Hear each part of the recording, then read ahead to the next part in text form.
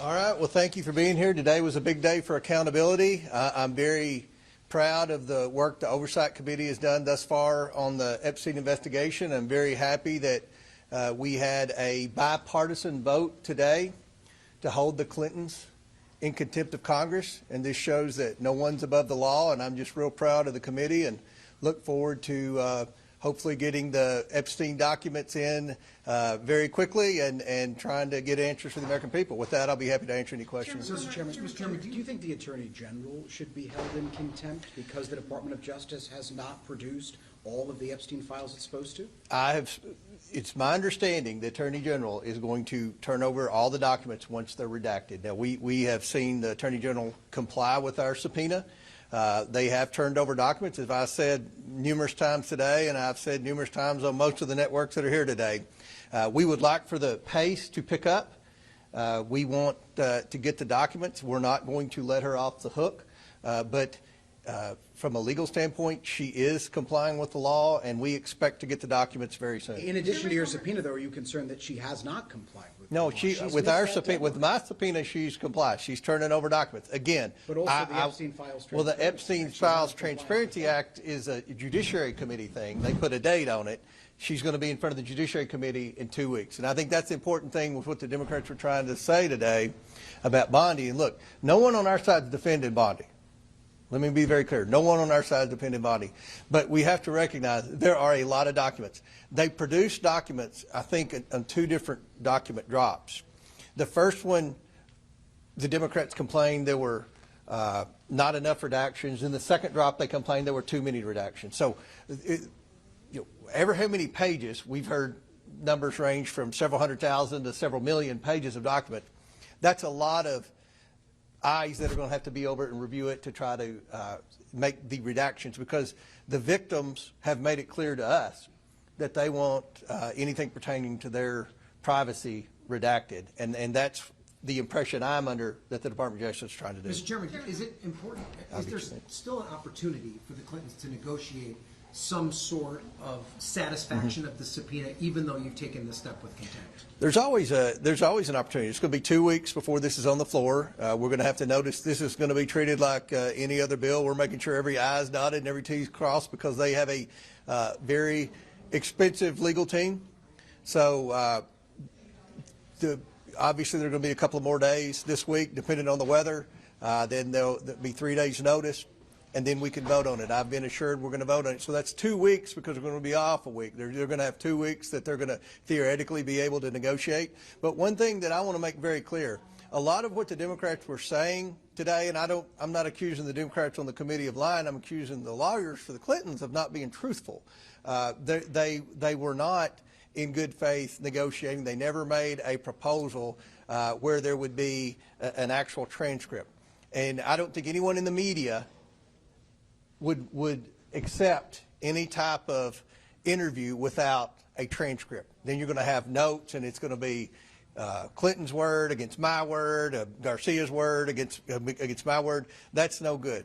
There should be a recorded, at the very least, transcript, if not audio and video. I would argue all 3 of the deposition. That is the law. That is what is considered legal in court. And I don't think anyone in the media would argue against that. So, yes. Thank you, Chairman Comer. What specific steps will Oversight Republicans take to ensure that the Clintons are not treated differently than others who have been held in contempt of Congress, like Steve Bannon and Peter Navarro? Well, the process will be once it goes on the full House floor, and I expect a lot of Democrats to vote on this on the floor. And then it'll be delivered to the Department of Justice, and I think that question then can be asked to the Attorney General. Mr. Chairman, the argument from the Clintons was that they had provided sworn declarations when they received the subpoena and were asked to testify.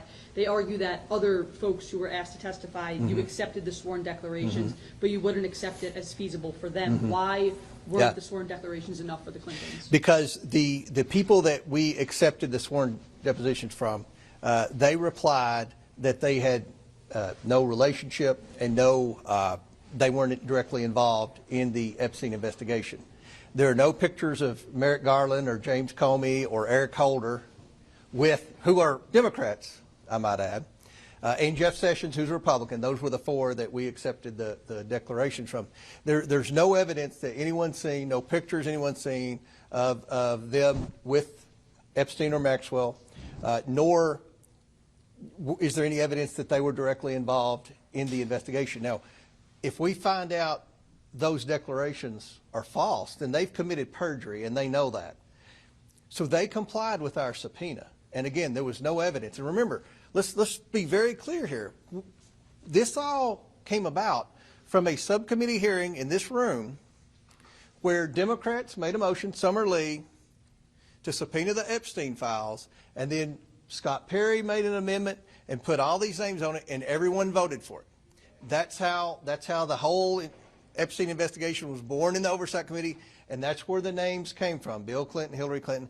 Everyone besides the Clintons have complied, and 2 Republicans actually sat down for hard-hitting depositions. You can look at the transcripts with Barr and Acosta, and the Republicans weren't any less confrontational with their questioning than the Democrats. We are sincere. We want to know the answers. We want to get the truth to the American people.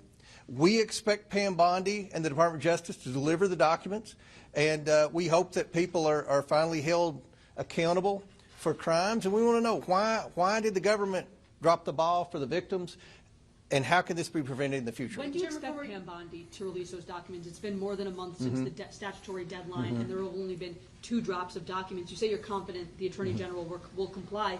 When do you expect the full documents to be out, and is there a deadline by which you expect her to produce the documents, or else you would pursue something like contempt? I was hoping the documents would be dropped today, or whatever they've redacted thus far. I would be shocked if some of the documents aren't dropped before her testimony for the Judiciary Committee. You're all going to be there, and that was another argument when the Democrats were coming back with Bondi. She's coming in front of Congress. Now, she's coming from the Judiciary Committee because among other things, the discharge petition is a judiciary jurisdiction. So if we're not satisfied with testimony from judiciary, I could see a scenario where we ask her to come in front of the oversight. We're serious about getting the documents. This isn't political. Remember, one of the things that I said in this hearing today, one of the first demands from I shouldn't say demands, one of the first requests from the victims when we met privately, Republicans and Democrats, for 2 hours, is subpoena the estate. I did that. I had no idea what was going to be in those documents. It could have been very damaging to Republicans. It could have been very damaging to very important people. I had no idea. We want the truth. No one on my committee said, don't subpoena the estate. We want it. Everyone voted for the discharge petition except one. We want the documents. We want to get answers. We want to hold people accountable, and we're not protecting anyone who committed any crimes. Given the point you made about the photos and the personal relationship that former President Clinton had with Jeffrey Epstein, should President Trump also be subpoenaed because he had a personal relationship with Epstein? Well, obviously, President Trump's answered a lot of questions, and I'm looking around the room, and many of you have asked President Trump questions about Epstein, and I'm confident President Trump's going to have to answer more questions from you all. You're very curious. Under oath by your committee. Well, there's never been a sitting president come under oath in an oversight committee hearing, but we'll see how this plays out. We want to get the truth, and look, I'll go back to what Bill Barr said, who I don't think anyone would argue is a big fan of President Trump. He said under oath in the deposition that he believed that if there had been anything damaging about Donald Trump in the Epstein files, that it would have been released before the election. Were you surprised by some of the Democrats who voted for this? I was not. I've always hopeful that some Democrats would vote for it. Look, when we were in that meeting with the victims, there were some Democrats, and they were the ones that voted in favor of holding the Clintons in contempt.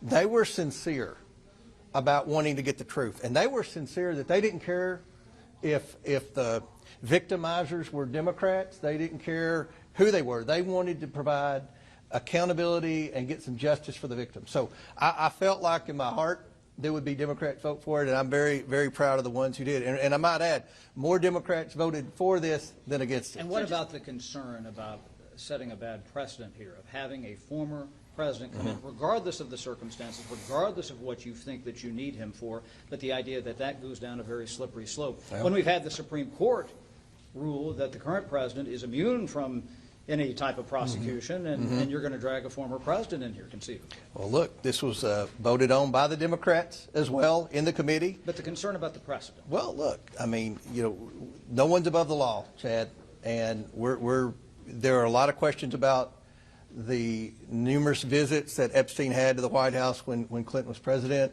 There are numerous questions about the number of times that President Clinton flew the post-presidency on Epstein's plane.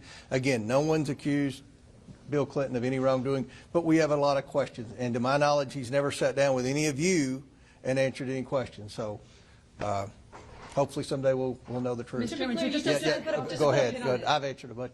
Go ahead. What do you think about Congressman? Yeah, some people vote president on things. I don't know. I don't even know why that's a thing. I don't think I've ever voted president other than when we do the roll call vote. But, I guess president's better than voting no. I don't. Go, Annie. Two things. When we were talking about President Trump, you said we'll see how this plays out in terms of whether he would be involved in this investigation. So are you not ruling out that you might need to talk to President Trump? We're going to talk to, we're going to talk, look, everything, I've said this publicly many times, there's nothing that I've seen that implicates President Trump. When we met with those victims, I think this is very public, there were several Democrats that made very clear to ask the victims if they ever saw President Trump do anything wrong, and every one of them said no, they never saw. The only thing they said was they knew, one said that they heard Jeffrey Epstein say he was friends with President Trump, which, that isn't a lot of evidence of any wrongdoing. So again, I go back to what Bill Barr said, if there had been any evidence of wrongdoing by President Trump, that would come out. But look, as the documents come in and more evidence is revealed, then we'll go from there. No one's above the law, and we're not going to leave any box unchecked. I'll answer one more question. Do you think that Bill Clinton's history and Monica Lewinsky that contributed to this vote and why I so many don't members? know. But that is well known about him. Yeah, I don't know. Trying to stay. Look, one of the things that I think it wasn't men. I can't remember. One of the Democrat members said, "Well, the lawyer said you wouldn't agree to have the scope just about the Epstein." That's not true. We've always just cared about the Epstein stuff, and that's what we did in the Biden investigation. We didn't bring Hunter Biden in and ask about the stuff on the laptop other than the money. That's what our investigation was about, influence peddling. We never veered into the salacious stuff on the laptop, and that's the same with this. We're not going to go back in history on any sins or wrongdoing that Clinton may have committed in the past. It's all Epstein related. We want to know what anyone that spent a lot of time with Epstein, what they knew, if they saw anything, if they can help us, point us in a direction. We have no idea how Epstein made his money. We have no idea how he accumulated so much wealth. Remember, his estate's worth $750 million. So there's just so many questions that we have. That's what our question of Bill Clinton would have been about had he complied with the subpoena. I'll answer your question, I'll leave. Thank you, Chairman Comer. I wanted to ask about the Peter Navarro and Steve Bannon situation, because there have been some conservatives saying they think it's a double standard. I've heard other legal arguments that the circumstances of those cases is different than the one for the Clintons. Yeah. Well, look, I guess it goes to whether you believe the January 6th committee was a legitimate committee or not. Some people believe it was a legitimate committee. Some people don't. The reason some don't, and I fall in the category that I don't, is this committee, statutory committee, the Democrats appoint who they want on the committee. I don't say, no, I don't like Jared Moskowitz. He can't be on the committee. If Hakeem Jeffries or whoever's in charge of the Democrat Party, if they want Democrats I don't like on the committee, that's tough. I gotta take what they send. So the January 6th committee, when Kevin McCarthy appointed members of the committee, Nancy Pelosi said, no, I don't like Jim Banks, I don't like Jim Jordan, we're not going to have them on the committee, and that tainted it from the start. But regardless, if you are in the school of thought that it's a legitimate committee, they were issued a subpoena and they didn't comply with the subpoena. So look, I think the law is very clear. When you're issued a congressional subpoena. You need to comply with that subpoena. And the last thing I'll say before I leave, there was a point in debate back and forth with Mr. Garcia and I. If you look at the letter that Bill and Hillary Clinton sent me, one of the things they said when they were attacking me was, this is an unlawful subpoena. I asked Mr. Garcia, do you agree with the Clintons that this is an unlawful subpoena? And he said, no, sir, that's a lawful subpoena. So that right there, I think, hurt the entire argument that the Clintons had. And I think the Clintons have probably are thinking more about how they can get out of this today than they were for the last 5 months, because the court of public opinion is not on the Clinton side. And I think that's one reason some of the Democrats, not all, some of the Democrats crossed over. The American people want to hear from anyone and everyone who has any knowledge about Epstein and Maxwell and any potential wrongdoing. And remember, there's also a legislative purpose in this. We want to see if there's anything we can do to pass any type of legislation to further prevent sex trafficking or identify sex traffickers or be able to apprehend sex traffickers any sooner. So we've got a lot going on here, a congressional investigation to try to answer questions for the American people, as well as legislative intent to try to hopefully prevent terrible things like this from happening in the future. Thank you all for keeping up with this, and we'll keep you posted on any further communication or correspondence. Thank you all. Thank you. Thank you, Mr. Chairman. Sorry, Liz.